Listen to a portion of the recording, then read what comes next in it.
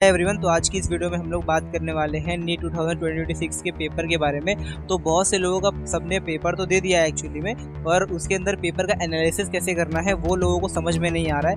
और पेपर के बाद में उनकी क्या एस्टिमेटेड रैंक आएगी और पेपर कहाँ से चेक करना है, किस तरीके से पेपर चेक करना है, बहुत सारी प्रॉब्लम्स है। तो इस वीडियो में एक एक करके सारे प्रॉब्लम्स का सोल्यूशन करेंगे। सबसे पहली बात कि आपको जो आंसर की है वो आपको कहाँ से लेनी है। देखो यार, बहुत सारी जो आंसर की के लिए साइट्स अवेलेबल है। अगर आप देखने जाओगे तो एलन डालते हैं, आकाश डालते हैं, करियर इंस्टीट्यूट, बहुत सारे जितने भी कोचिंग इंडस्ट्रीज है सारे के सारे अपना आंसर की अवेलेबल कराते हैं। पर एक्चुअल में ये सारी अनऑफिशियल है।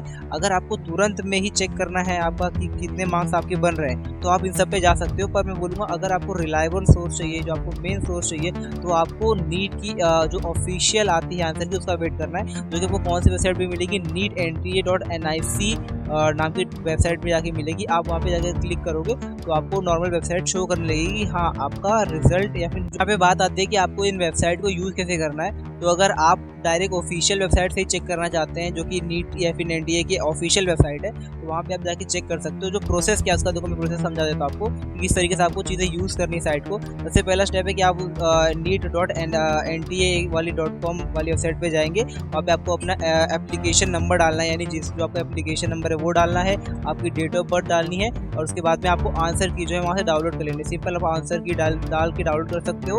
अगर आपको एनटीए की वेबसाइट से नहीं जाना है तो और भी बहुत सारी वेबसाइट्स हैं, जैसे यहाँ पे लिखा है करियर 360, एलएन, आकाश, PW, बहुत सारे ऑफिशियल जो है जो सेंटर्स है, जो कोचिंग क्लासेस है, अपनी आंसर की अवेलेबल कराते हैं। पर मैं आपको एक अपनी तरफ से सजेशन देना चाहूँगा कि आप जो है ना कि ऑफिशियल एनटीए की जो ऑफिशियल वेबसाइट है वहीं से आप अपना आंसर की मैच करो, और उसके बाद जो आपके मार्क्स बन रहे हैं ना वो आपको वहाँ पे चेक करना है। तो यहाँ पे एक जो गलती है जो आपको नहीं करनी है वो उसमें क्या है कि आपको जो ऑफिशियल मार्किंग स्कीम है उसके हिसाब से ही आपको अपना मार्किंग स्कीम चेक करना है।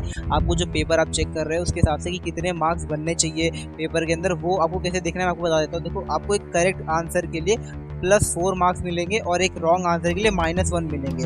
ठीक है, तो आपको कुछ इस तरीके से करना है। क्योंकि अब मैं आपको ये बात क्यों बता रहा हूँ कि आपको ऑब्वियसली ये बात पता होगी, लेकिन बहुत सारे ऐसे स्टूडेंट्स होते हैं जिनको ये पता नहीं होता और एक्चुअली में वो एक गलत क्वेश्चन के लिए -5 कर देते हैं, जिसकी वजह से उनको लगता है कि उनका जो रिजल्ट आना चाहिए उससे काफ़ी ज़्यादा बेकार आएगा और वो पहले ही ड्रॉप की तैयारी करने लग जाते हैं। ऐसा बहुत बार पास्ट में हुआ है, तो मैं आपके साथ ऐसा ना हो इसके लिए मैं आपको ये चीज़ें बता दिया।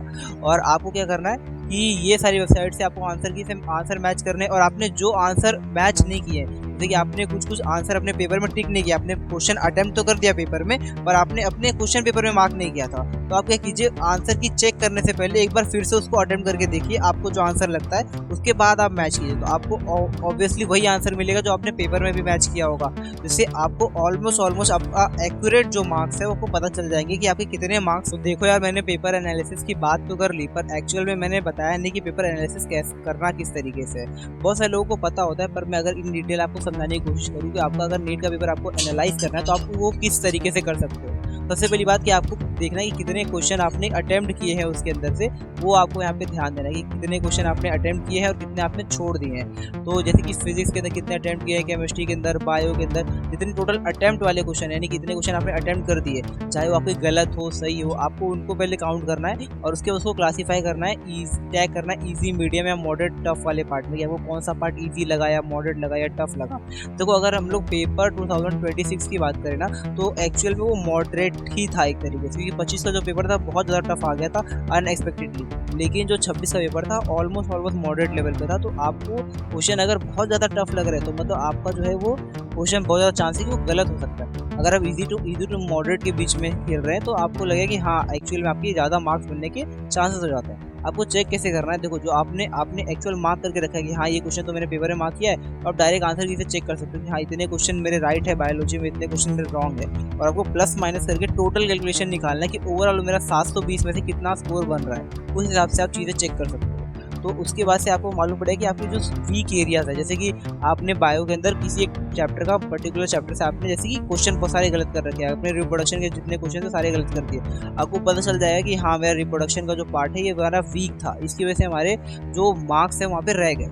ठीक है, और आप यहाँ पे इसको रिव्यू भी कर सकते हैं ये सब चीज़ों को, और एंड में जो आपका मार्क्स बनेगा इन टोटल करके आप उसको रैंक के साथ में इनकलकेट कर सकते हो, क्योंकि इसका जो कट ऑफ है वो कट ऑफ आने में भी टाइम है। और उस कट ऑफ के हिसाब से आपको पता चल जाएगा कि आपकी रैंक क्या बनती है। देखो मार्क्स आपकी जो भी आ जाए, एक्चुअल मैटर आपको रैंक के हिसाब से कॉलेज मिलना है। तो आप अगर अभी मार्क्स कैलकुलेट करके रखे रहोगे कि आपका 720 में से कितना मार्क्स बन रहा है, तो उस हिसाब से आप अपनी रैंक का भी एस्टिमेशन लगा सकते हो। और आपकी एस्टिमेटेड रैंक क्या आ सकती है उसके बारे में एक वीडियो हम कल चैनल पर डालेंगे, इसको आप आगे जाके देख सकते हो।